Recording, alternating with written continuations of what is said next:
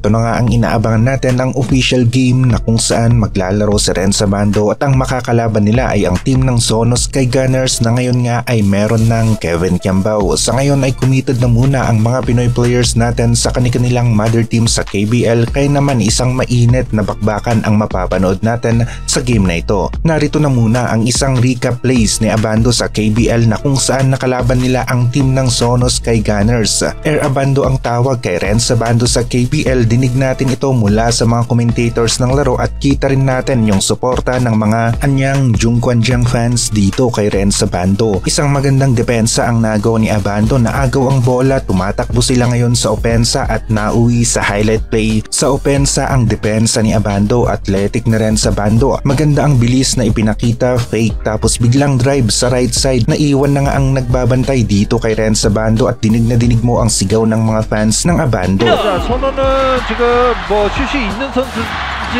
Mabilis na bumababa ang team ng anyang sa opensa. Air Abando walang sinayang na oras, isang catch and shoot at sa 3-point area ang kanyang nagawa, pumasok ito. Solid na naman ang nagiging performance ni Abando sa larong ito. Yung bilis ni Abando at yung taas nga na kanyang inaangat sa ere sa kanyang mga jump shot ang isa lamang sa kapansin-pansin sa laro na ipinapakita ni Abando at ito ang kanyang ginamit sa play natin ito. Set ang anyang ng kanilang opensa, Abando ang pinasahan ng isang dribble, biglang angat na naman sa ere para sa isang jump shot at ang kanyang defender wala na namang nagawa sa opensa ni Renz Abando. Mabilis nga rin ang reaksyon ni Abando kapag may nakita siyang mas open niyang kakampi, pasa kaagad ang bola at ang nagiging resulta ay mga swabing play sa opensa na mula sa 3-point area. Nakuha ng anyang ang rebound, pababa na sila sa kanilang court. Nakita ni Renz Abando na wala pa ang sentro ng kalaban sa loob ng paint. Mabilis na pumasok sa shaded area itong si Renz Abando, biglang umangat sa ere para sa isang magandang paboard na tira, hindi na rin nasabayan pa ng depensa ng Sonos Sky Gunners.